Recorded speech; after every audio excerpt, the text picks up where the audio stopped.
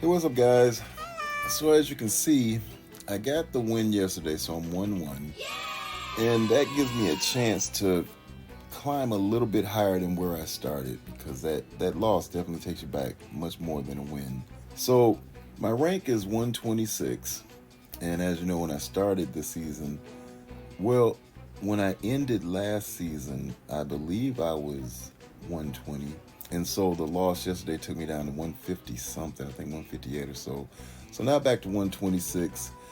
I'm not sure where a win would take me. It definitely wouldn't take me to 100, but it would help me get closer to M3.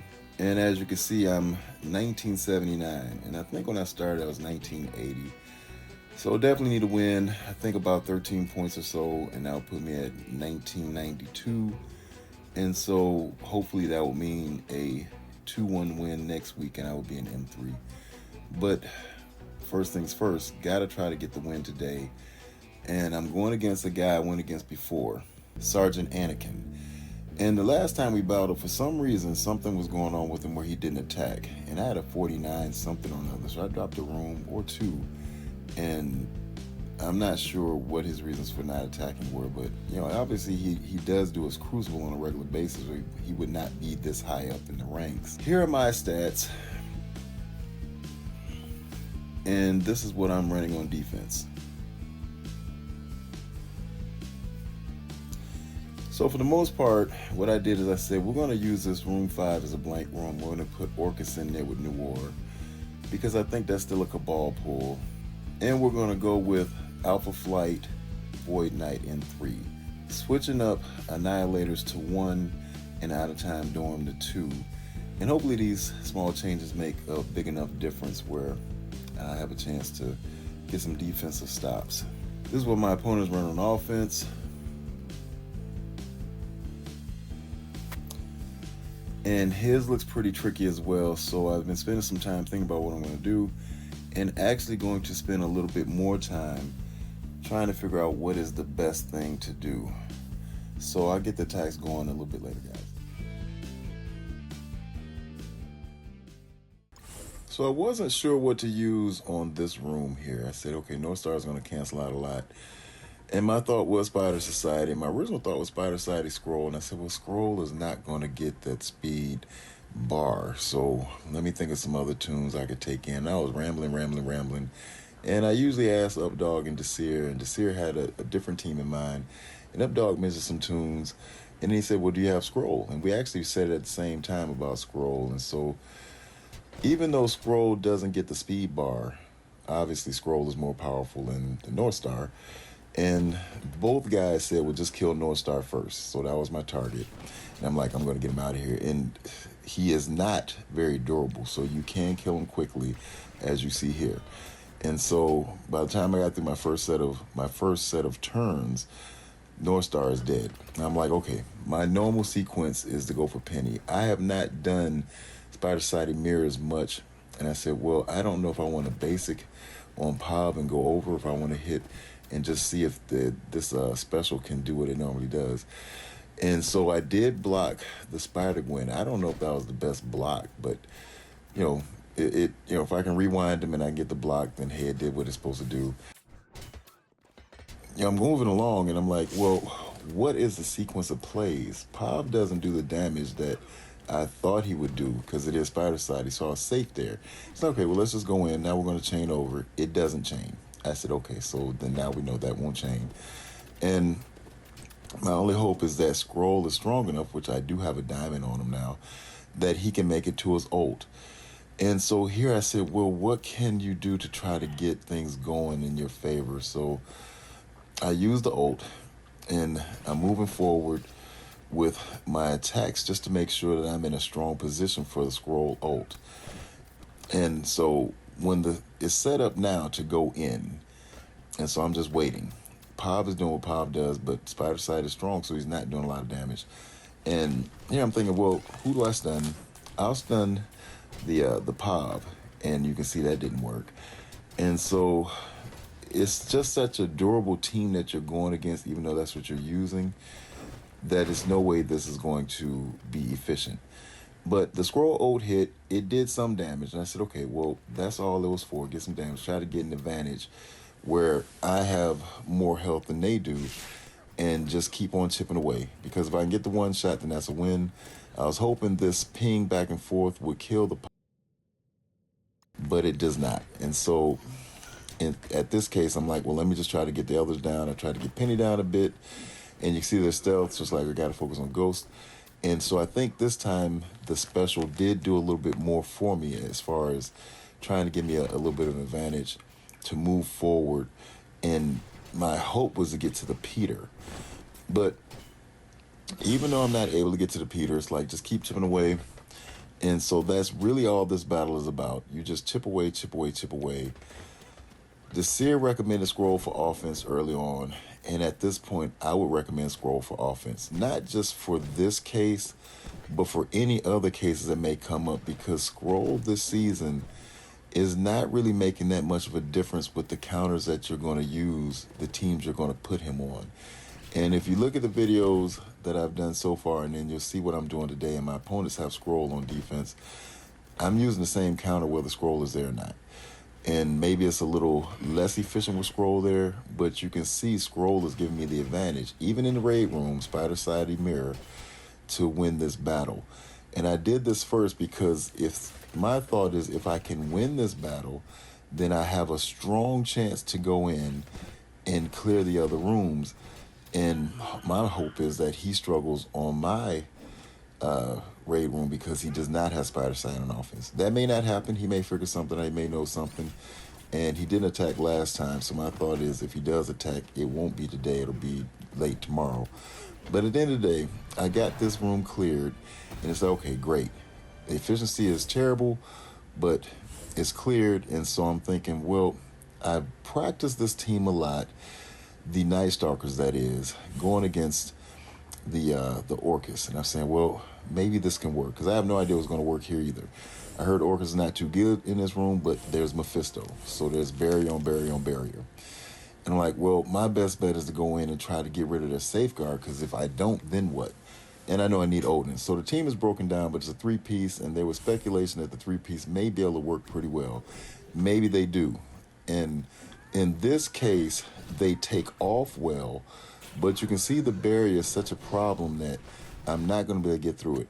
Now, I put Apoc in the middle because I thought he'd be durable enough. And I'm like, well, if anybody has to go, maybe it's Apoc, because the Annihilators, I need them intact.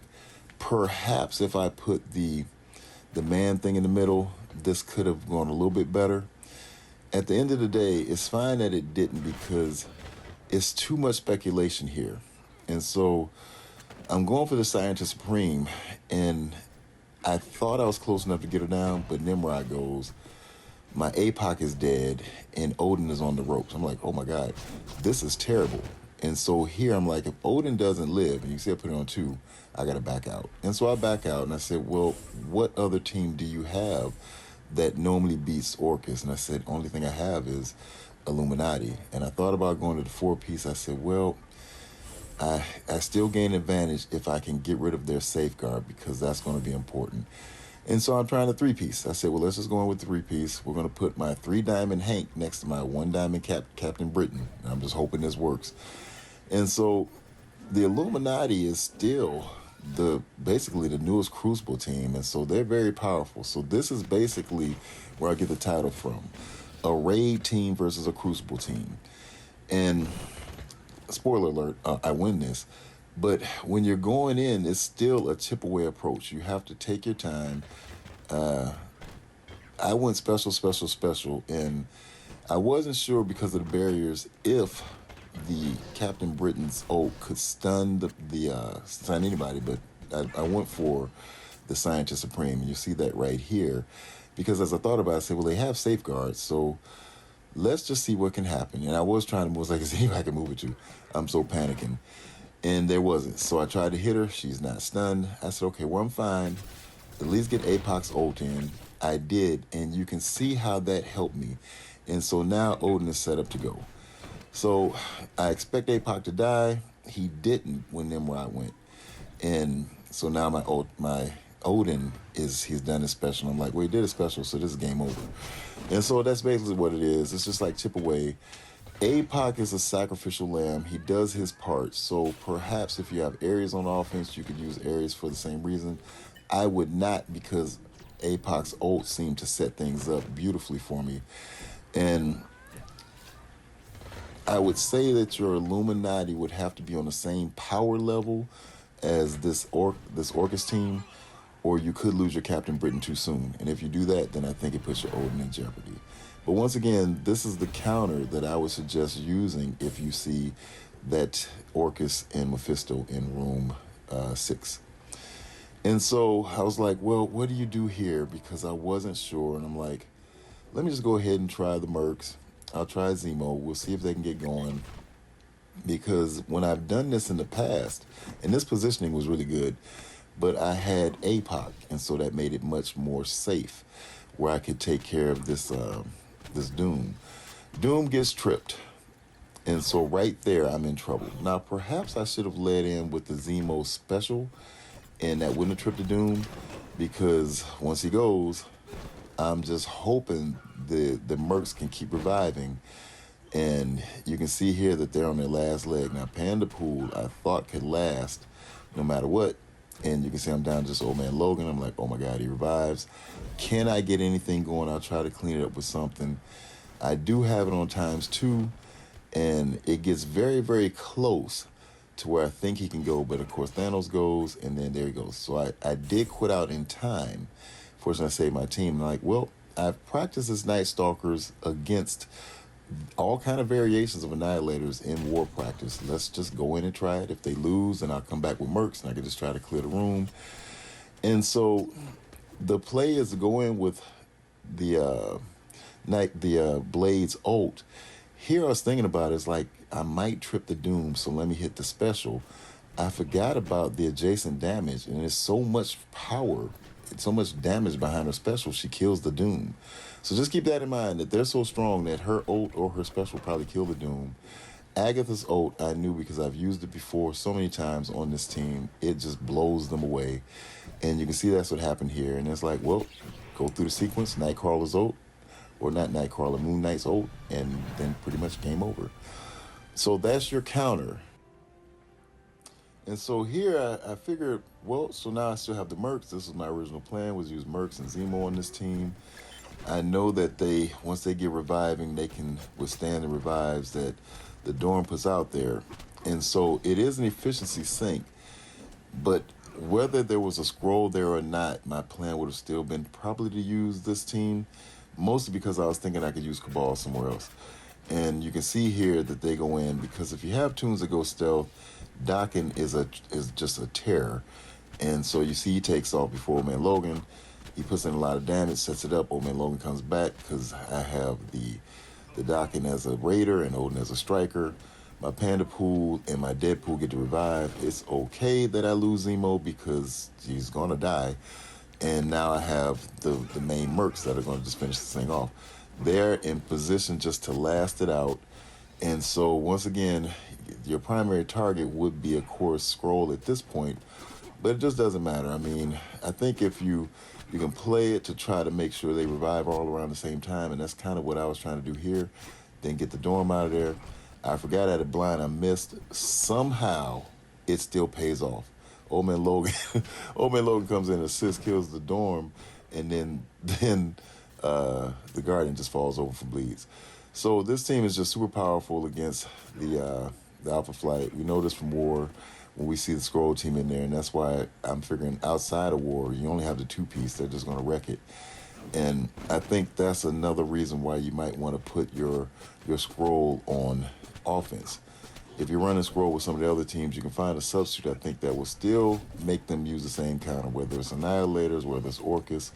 And this way, if you have any type of Spider Society on defense that you have to go into, your Spider Society Skrull will win.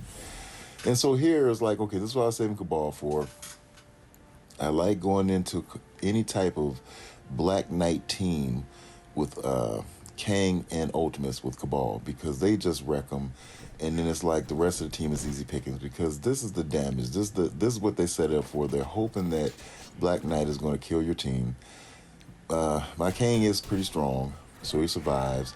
And after his hit, Ultimus takes him out. I forgot Cap taunts because I got to get over there to to Strane before he revives anybody. Cabal is so strong, he just takes Cap out just like that. I'm over to Strange, and now Strange is gone. And it's like, well, just target Moondragon, get her out of there. And you can see how fast and quick and easy this is. So if you can afford it or you can spare Cabal, they will be very useful there. And so that leaves my Superior 6 to go into the Extreme Rogue, even though they have Absorb Man, making Rogue slightly stronger. And, of course, the Absorb Man getting Safeguard. I think the error, and this is the second time, is put Nightcrawler next to the Absorb Man, because if you go in with your Vulture, you're going to still slow down the Nightcrawler. Now, maybe it plays differently. I think it will if they had switched Gambit and Nightcrawler.